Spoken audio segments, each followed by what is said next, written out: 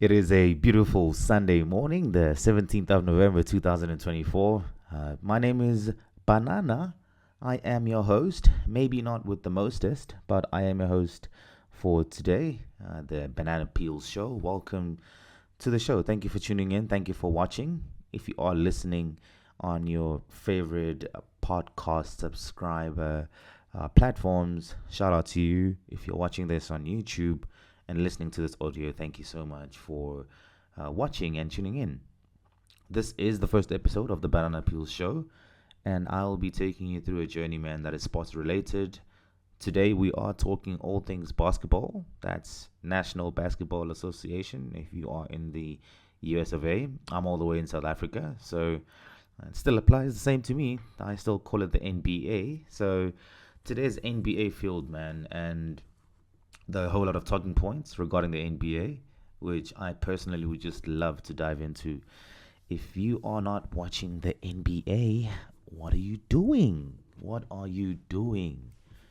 And I think the first point to touch on, which will be fair, because it's literally the team that is on everyone's lips right now. It is the mighty Cleveland Cavaliers.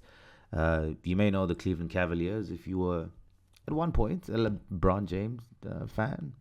If you were a LeBron James fan at some point in your life, you uh, did support the Cleveland Cavaliers. I know I did because LeBron was there at some point in his career when I was younger. And they are currently having the best record in the NBA. They are on 14 wins rather, with zero losses. So that's a 14-0 record. And again, currently the best in the NBA. No one tops them. And there's already talk and comparisons to the 2015-2016 Golden State Warriors, who I think their longest streak and the record that they have is 24-0. So 24 wins, zero losses. That's what they got up to, the Golden State Warriors in 2015, 2016 rather. And I think it's something that definitely needs that attention. It's the best ever start for the Cleveland Cavaliers in their history. Something to brag about. I can understand why everyone needs to talk about the Cavs. They're doing very, very well.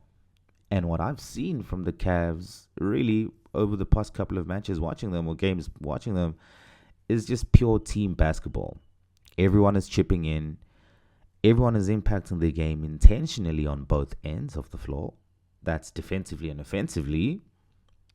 You see this with their stats. They are averaging, now they're leading at number one, averaging 123 points, 4 games per game, I believe. That's their record. They have the second highest point differential, which is 12.1. I think number one is OKC. They are also number one in field goal percentages. They're shooting 52.1% from the field. So offensively, this team is doing very well. It's not surprising that they haven't lost a game. 14 games in, they still haven't lost. It's their defense, for me, which probably needs a little bit more attention. Right? But with that being said, they're only allowing an average of 111.2 points per game from their opponents. This is not an entirely bad defensive team. They are very, very good in their defense too. It probably just needs a little bit more attention, and those finer details are what determine, of course, a championship team and a team that falls short of being a championship team in that respect. I believe their biggest test is going to be against the Celtics, the defending champs. That is upcoming very soon. I wonder if they will stretch their lead to 15-0, and everyone be worried in that regard. I wonder if they will crumble. Also, whether or not they will actually take it up to that 15-0. But what I've been impressed by is that their starting five, Darius Garland, Jared Allen, Karis LeVert, Donovan Mitchell, and Evan Mobley, are all averaging 10 plus points per game. The bench is contributing too in this. They are not just slouches, which is very good if you have a bench that is also contributing to the team's success. And for the Cavs, going into this 15-0 record, who better to test yourself against than the defending champs, the Celtics? The Cavs will need everyone to come to the party in that regard. They will need all their starters to chip in. They'll need all their bench players to chip in. The Celtics did that very well last season, which led them to a championship where people from the bench are coming in and chipping in, getting in those points too. The Cavs will need this in beating the Celtics on Tuesday. And of course, solidifying themselves as a threat this year in the NBA. So this one is one that I'm looking forward to so far in the couple of games played. Shout outs to Evan Mobley. He's been, I think, balling out. He's been very, very fun to watch for me. The whole Cavs bench, they've been bringing it. I really hope that they do keep this up in this regard. I mean, 14-0 is a very, very good record. And if it's a personal best for the club, then definitely something to celebrate for the Cavs. So shout out to the Cavs. They really are and are doing well, man. Shout out to you guys. I think moving on from the Cavs, which are a very good team, is the MVP conversation.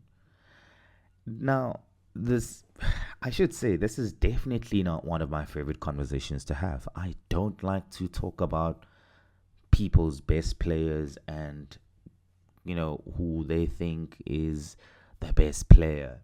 I think MVP goes down that route too, where it is very much subjective, but it's expected to be objective. It's expected to be unanimous. So I don't really much like the MVP conversation because of how subjective it is. But nonetheless, it's a conversation that we need to have, and we all have our own, MVPs. Numbers don't lie, they say, and I agree with that. Numbers very rarely lie, but numbers are at times not a good measure to go by either. Numbers don't lie, I guess that is true. The Joker is top 5 in assists. He's top 5 in rebounds. He's top 5 in offensive leaderboards. The man is amazing. His coach was saying that we've run out of adjectives to describe this man. I personally have. I don't know how many times to say great, or in different ways how I can say great. That's what he is. That's what Nikola Jokic is. He's great. He does everything for the Denver Nuggets. He's just that person, man. He's just that guy. He's him. The kids would say he's him, and you can't doubt him. It's very hard to argue against someone who creeps up in every top 5. He's in top 5 in every category there is.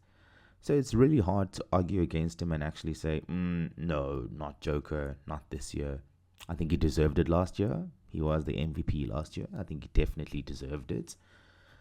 But so far this season, I have him at my number 2. Joker is at my number 2. He's not my number 1. I know I led with him, but he's my number 2. Joker's my number 2, and I'm happy with that. And I'm happy with his production and what he does to the Nuggets. He won't change. He'll remain being himself, the Joker. He's second to Anthony Davis, I believe, who is at number 1. He's my MVP currently. He also, just like Joker, has very pretty looking numbers, right? He's at number 8, averaging about 10.9 rebounds per game defensively. He's averaging 2.1 blocks per game for the Lakers, and that's in the league. So defensively, not just in rebounding, but AD offers and provides that real rim protection. And his impact is undeniable defensively for the Lakers. And you see this with his numbers too. When he's not there, the Lakers do suffer in that regard defensively. When he's playing, you don't want to go up there with AD. You're probably just going to run all the way around him, look to kick it out, find someone who's open, hope for a mismatch somewhere in the defense. But AD is a mismatch for practically anyone in the league. So defensively, he offers, for me, I feel, a very, very big impact in that regard, as opposed to what a Joker would offer, for example. And I understand Joker's numbers are very much insane in what he offers elsewhere with the assists, which is pretty much amazing. But for me, this impact that Anthony Davis has on the Lakers and whether or not the Lakers win, I think for me is very much undeniable. And it, for me, takes him up to that spot where I feel like, based on the eye test, having watched the Lakers, having watched the Nuggets, having so far seen 12 games in, I like him as my number one MVP. I really like him. Offensively, he's second best in the NBA, averaging 31.1 points per game. He's shooting currently 55.7% from the field. So I'd pick him as the MVP if the season was to end and these were the current standings and what we have right now. I'd have him. I would definitely pick him, and I'd say, oh wow, he's my number one for sure. So AD is definitely my number one. Joker's on my number two. I know people are going to have me on that one, but opinions to each is their own, of course. So it's a very subjective conversation. So if you think Joker's number one, then I don't disagree with that. I just would pick AD. Number three, also very easy because, again, numbers don't lie. This guy's numbers match the efforts that you see from him on the courts too. He's scoring the most points currently in the NBA. He's averaging 30.3 points per game, whilst also averaging 12.1 rebounds per game. And his impact for the Bucks is also very much undeniable. Unfortunately, he doesn't have anyone helping him right now, sort of carrying that load. You would expect Damian Lillard to be there, of course, helping him, but he's also finding his feet, I guess. So he's currently holding the fort with the Bucks. So my number three is definitely Giannis Antetokounmpo. I very much love his efforts every time and again, it's all about the eye test for me. He may not have the smoothest handles and shoot very nice, pure jumpers, but I love his efforts. I love his contributions to the team. I love his leadership with the team itself and what he does and what he brings to the floor. So if you see a guy like Giannis coming in down the stretch, you know he's going to give it 100%, 110% at that. So to see him do it every year for the Bucks and over again, I definitely think I'll have him on my number three list on the MVP. And then we can debate about who comes after that. You guys will, of course, share. But I will just have those three on my top three. AD, Joker, Giannis. Those are the top three, man. And barring injury to any of these guys, hopefully they all stay healthy. Outside of the MVP conversation, there is a question that I did see very recently. I think it was on one of the shows. It was asking, are the Lakers a true contender in the West? And I don't think that's a very fair question to ask, but I understand what the question means and what it is asking in that sense. And are they true contenders in the West right now? Well, let's see. They are averaging 117.8 points per game right now. LeBron James and Anthony Davis are at the core of this team. They're also at the core of their recent success. They have gone now on a 5 games win streak, essentially. The Lakers sit fourth. They've got 9 wins. We've got 4 losses. That's their record. 9-4 record. And they're playing very well. It's team basketball. Everyone is really averaging good points. And, Austin Reeves is doing very good. Cam Reddish is getting more minutes, doing very good, playing very well. Max Christie coming into the rotation, playing very well. The new rookie, Dalton Connect, is playing exceptionally well. He's shooting with confidence and is a very, very good addition to them too. And alongside the 2 stars, of course. So they're really, really performing very well, I would argue. The Lakers, who are currently on fourth position in the log or in the standings thereof. The new coach, one would argue, is then doing a good job. It's already a very interesting for me to actually see JJ Redick on the sidelines so far. I think he's managing the Lakers very well. And it's going to be very interesting to see where he actually takes the Lakers in his new season as, the rookie head coach. If they win it all, it's going to be very lovely for him, of course, and for all Laker fans. But it's not a very easy question to answer in that regard because of what the West proposes.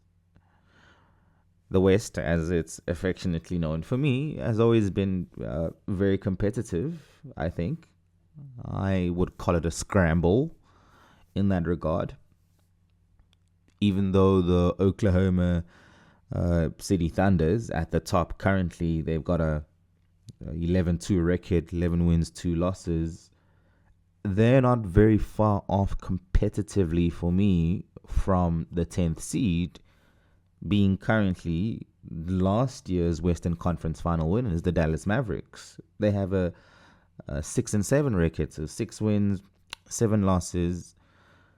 But I don't think they're too far off from the number 1 seed, who have a 11-2 record, which is the Oklahoma City Thunder.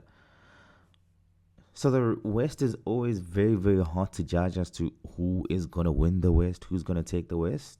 The Mavs won the West last season. They are the Western Conference Final champions, the Dallas Mavericks. They are right now on number 10. So everyone in the West is a contender. I believe it's just going to come down to matchups and who matches up against who when playoff time comes. So I'm not very, very quick to say who is the contender in the West. Oh, this guy's out, or the Clippers are out, or so and so are out. I think everyone has a chance in the West. Still a very long season, 82 games. So let's see what happens in these last 70 games, arguably. Still 70 more games to go, essentially. So let's see what happens. I'm very much interested to see who's going to win the West. And it really is that. It really is just a scramble for the West. It's not very easy. So let's see what happens in the West. And it's very interesting too. The NBA Emirates Cup, which last year everyone was referring to as the in-season tournaments. We, of course, now understand that it is the NBA Emirates Cup. By the way, this is not a paid promotion at all. We're hoping that we do get paid promotions, of course, in the near future as we continue the work.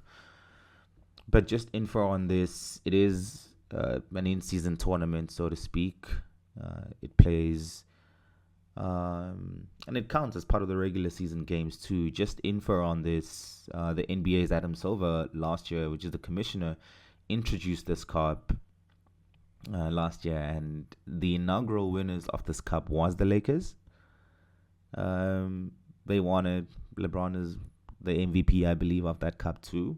A very interesting tournament for me. I believe it adds that vibe to the NBA, not just a dull 82 games regular season and then only wait for the playoffs or just hype. So this edition was very, very good. I had written an article previously about it when it first came out and about how it was a genius stroke from Adam Sandler. I'm sorry, Adam Silver rather. He's not Adam Sandler. But I did write an article about it last year, that this was a genius stroke from Adam Silver to actually approve it and go ahead with it.